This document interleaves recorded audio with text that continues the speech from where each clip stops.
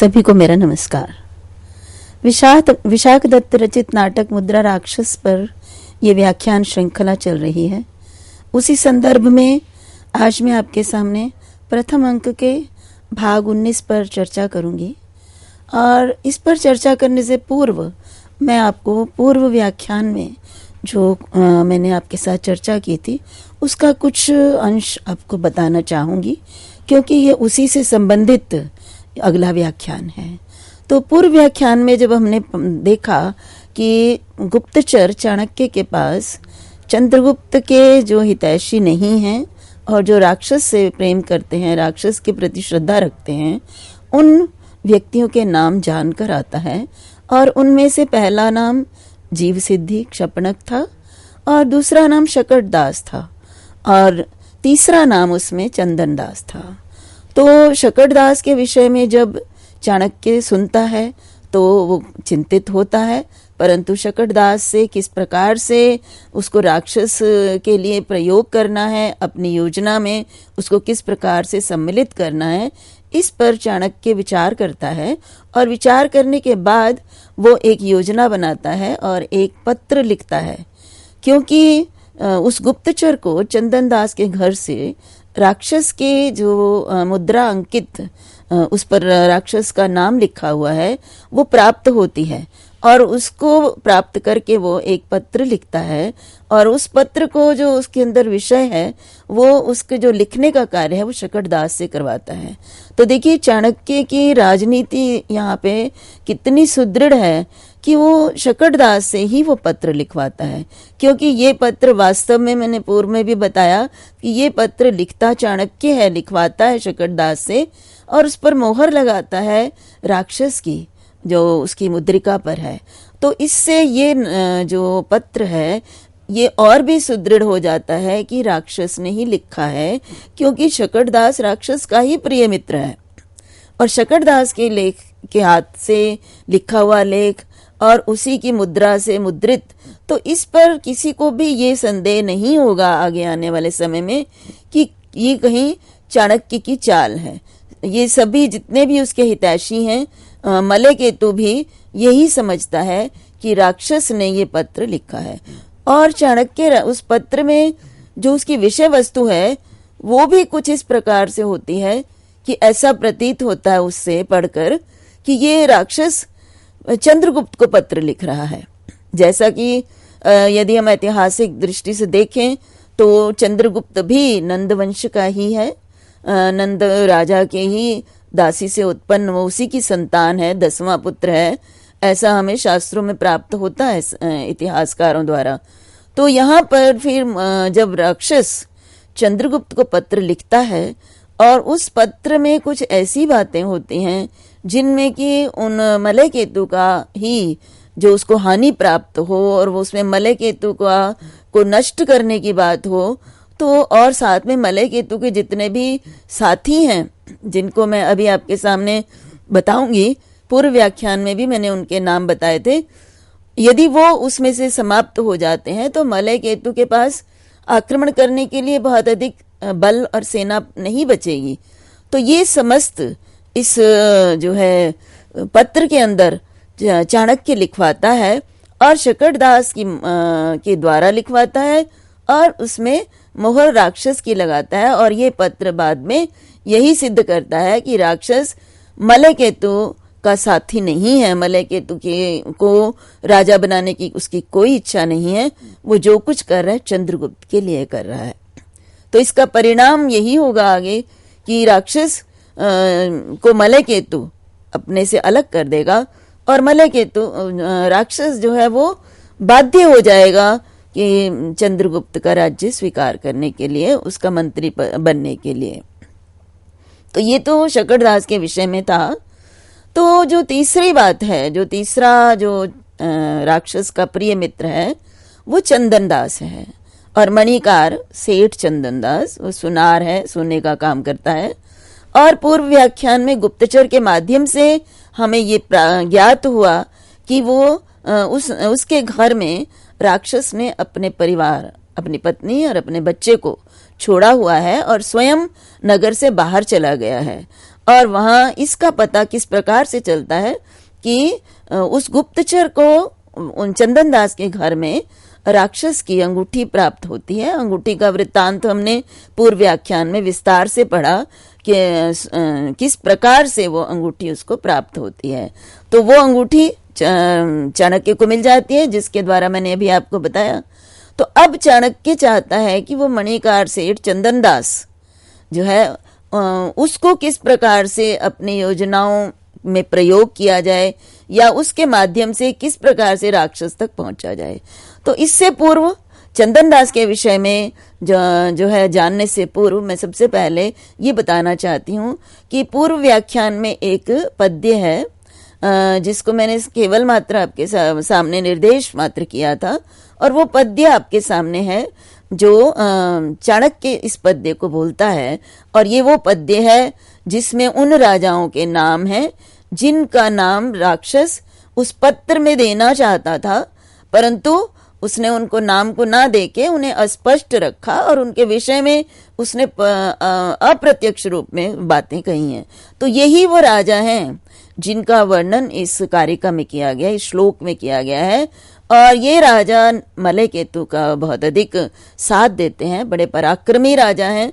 तो इन राजाओं के नाम यहाँ पे हैं, देखिए कौन कहाँ का राजा है, क्योंकि मैं चाहती हूँ कि ये कुछ इसके इतिहास पर भी हम चर्चा करें इतिहास में, क्योंकि जो मुद्रा राक्षस है या विशाख दत्त हैं, इनकी सबसे बड़ी विशेषता यही है कि उन्हीं का ये एकमात्र ऐसा नाटक है जो इतिहास के विषय को लेकर लिखा गया है। मतलब और भी हैं, लेकिन मुख्यतः केवल मात्र ऐतिहासिक विषय को लेकर लिखा गया नाटक है। इसलिए हम यहाँ पर जो नाम बताए जा रहे हैं उनकी ऐतिहासिकता के विषय में भी थोड़ी चर्चा या थोड़ी जानकारी प्राप्त करने का प्रयास करेंगे। तो उनमें देखिए नाम है कौलूतश चित्रवर्मा। कुलूत का राजा चित्रवर्मा। एक राज है मलय नरपति सिंहनादो नृसिंह। मलय का राजा, मलय नरपति, मलय का राजा, नृसिंह मनुष्यों में सिंह के समान, शेर सबसे बलवान होता है, तो मनुष्यों में सिंह के समान सिंहनाद।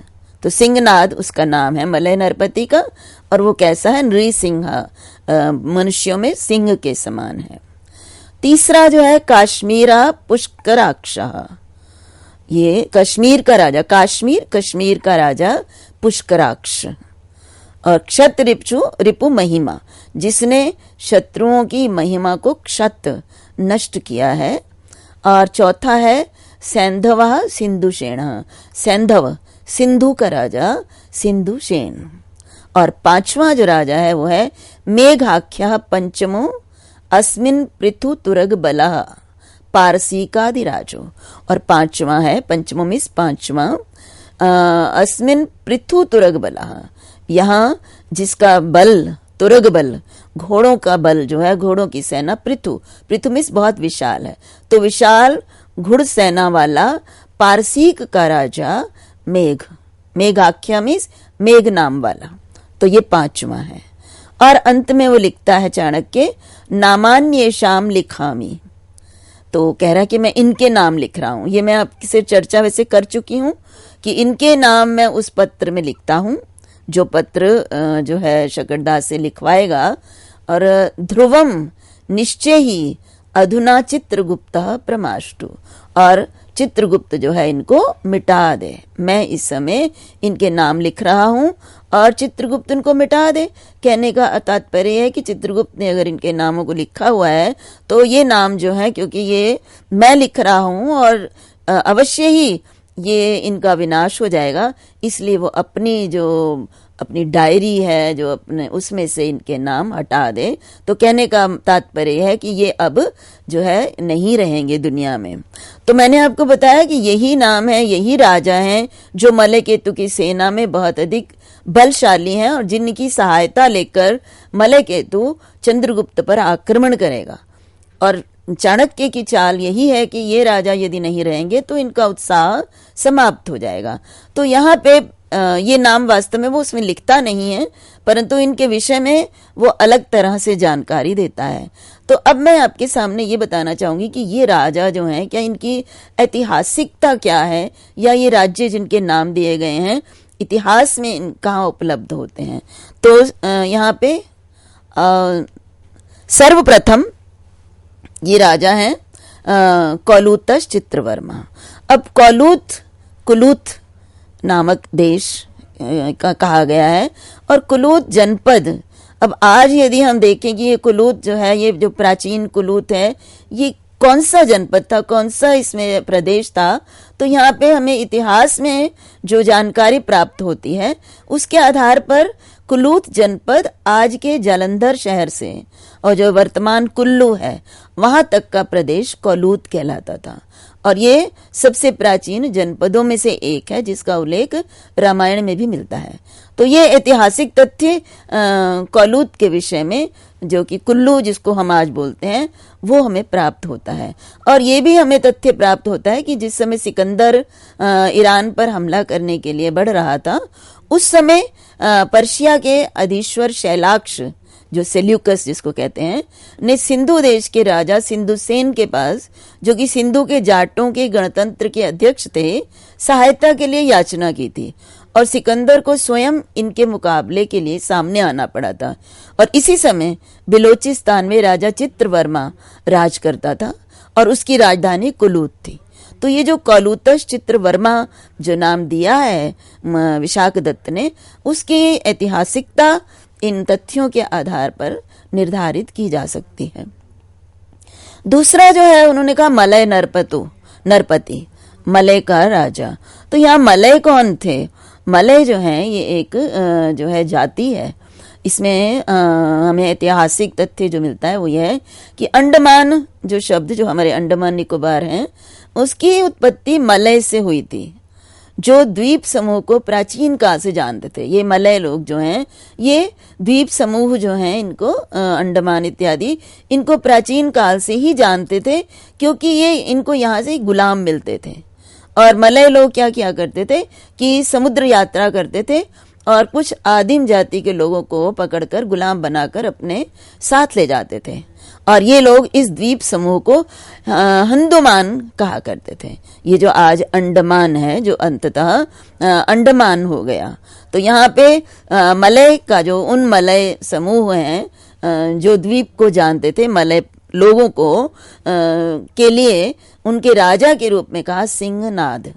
तो उनका राजा जो है सिंहनाद, उसके, और वो सिंहनाद क्या, सिंह इव नाद यस्य, सिंहनाद क्यों कहा उसको? क्योंकि सिंह के समान उसका नाद में उसकी गर्जना थी, उसकी आवाज में तेजी थी। इसी प्रकार से अब नृसिंह, और वो मनुष्यों में सिंह इव, नृषु सिंह इव। अब आगे आता है कश्मीर का राजा, काश्मीर पुष्कराक्ष, ये मुद्रा राक्षस में विशाखदत्त ने कहा है। तो यहाँ पे देखिए, वैसे कश्मीर देश का राजा, तो कश्मीर से अण प्रत्यय लगकर काश्मीर बनता है, परंतु यहाँ कश्मीर के राजा के विषय में जो है इतिहास में यदि देखें तो पुष्कराक्ष नाम जो है वो उपलब्ध नहीं होता है, क्योंकि राजतरंगिणी जो कि कश्मीर पर लिखा गया जो है ग्रंथ है, तो इसमें जो है कश्मीर का राजा पुष्कराक्ष नाम से कोई नहीं है। राक्ष जब सूची प्राप्त होती है राजाओं की प्राचीन, तो उसमें पुष्कराक्ष नाम नहीं है। तो इसलिए ये इतिहासकार कहते हैं कि जिस समय पाटलिपुत्र में चंद्रगुप्त राज्य करता था, उस समय कश्मीर में विजय, जयेंद्र, संधिमान, मेघवाहन और प्रवरसेन, इन्हीं राजाओं के होने का उल्लेख प्राप्त होता है। तो यहाँ पे देखिए इतिहासकार ये कहते हैं कि वो ये कहते हैं कि मेघाक्ष जो है, मेघाक्ष या मेघाख्या, ये पाठ जो है वो इसमें मुद्रा राक्षस में दोनों पाठ प्राप्त होते हैं। और वो ये कहते हैं कि हो सकता है कि मेघवाहन जो कि कश्मीर का राजा जिसका उल्लेख मिल रहा है राजाओं की सूची में, उसको ही मेघाक्ष नाम से लिखा हो विशाखदत्त ने, क्योंकि ये संभव है, हो सकता है, क्योंकि भ्रम से इसको उन्होंने पारसी राज लिख दिया है। यदि हम इस पद्य को पढ़ेंगे तो उन्होंने पारसीक का राजा पुष्कराक्ष लिखा है, तो हो सकता है कि ये वास्तव में कश्मीर के राजा के विषय में जो है पुष्कराक्ष कश्मीर का राजा तो प्राप्त होता है। तो इस प्रकार से या फिर सेल्यूकस ने जो शैलाक्ष किया है अनुवाद मेघाक्ष का, तो हो सकता है जो है उस मेघाक्ष जो है या मेघाख्य ये जो है यही कश्मीर के राजा हों, पारसी के राजा नहीं हों। तो ये भी जो है इतिहासकार जो है वो एक संभावना ही कर रहे हैं। अब दूसरा जो है इसमें हम शब्दों के विषय में भी देख लेते हैं। क्षत रिपु महिमा, तो यहाँ पे रिपु महिमा, रिपुणाम महिमा, और क्षता रिपु महिमा ये न, जिसने शत्रुओं की महिमा को नष्ट कर दिया हो। और सैंधवा, अब यहाँ पे सैंधवा सिंधु देश का राजा सिंधु शेण, तो सिंधु जो इंडस कहते हैं, तो इंडस में जो राजा थे उनका नाम सिंधु शेण था उस समय जो राज्य करते थे मुद्राक्षस काल के समय।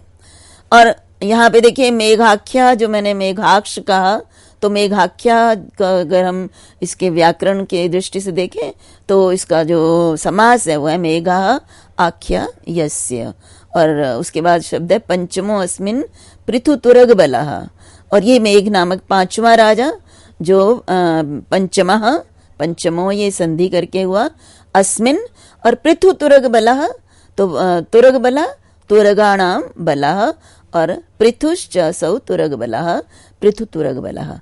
तो इस प्रकार से अब हम पारसीक के राजा की बात करें तो पारसीक जो है वो किस प्रदेश को कहते थे उस समय, आज का जो प्रदेश है वो प्राचीन काल में क्या था। तो यहाँ पे भी इतिहासकारों की तरफ यदि हम दृष्टिपात करेंगे तो उन्होंने लिखा है हिंदुस्तान के पश्चिम और अफगानिस्तान से आगे का जो देश है ये जो है वो पारसीक जो है इसको कहते हैं, कहलाता है, और इसकी सभ्यता और शिष्टाचार के कारण ये प्रसिद्ध था।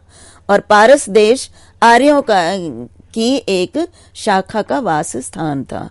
तो यहाँ पे पारसीक जो है उसके विषय में इतिहास में इस प्रकार से हमें सामग्री प्राप्त होती है।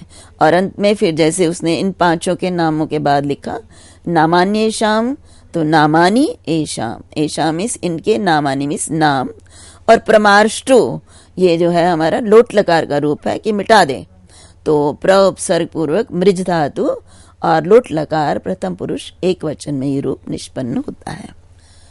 तो अब यहाँ पे देखिए इस पद्य में अलंकार की बात करें तो यहाँ पर अर्थापत्ति अलंकार है।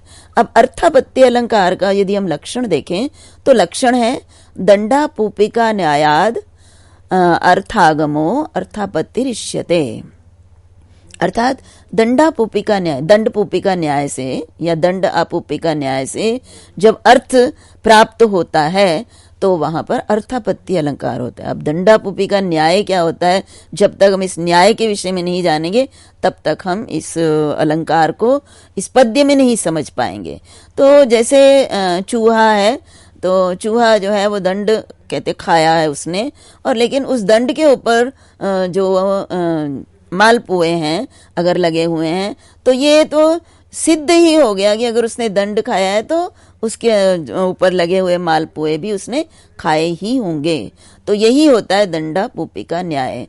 तो उस न्याय से अर्थ आगम जो है वो क्या कहलाता है, अर्थापत्ति अलंकार कहलाता है। तो यहाँ इस पद्य में वो अलंकार कैसे है, तो यहाँ पे इसने जो विशाख दत्त है उसने जो अंतिम पंक्ति कहा कि मैं इनके नाम लिख रहा हूं और चित्रगुप्त उनको मिटा दे, तो उन्होंने ये स्पष्ट तो नहीं कहा कि इनके नाम मिटा दे, मतलब इनकी हत्या कर दे, केवल नाम मिटा दे। तो जब नाम मिटा देते हैं, देना कहा, तो नाम मिटा देने से तात्पर्य यह है कि जब नाम नहीं रहेगा तो वो मनुष्य दुनिया में नहीं रहेगा, ये इससे स्पष्ट होता है। तो इसी को हम दंडापूपिका न्याय कहते हैं, और इसी के द्वारा यहाँ पर अर्थापत्ति अलंकार है।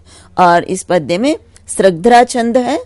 सृग्धरा छंद के विषय में हम पूर्व में भी पढ़ चुके हैं, अन्य पद्यों में भी सृग्धरा छंद का प्रयोग हुआ है।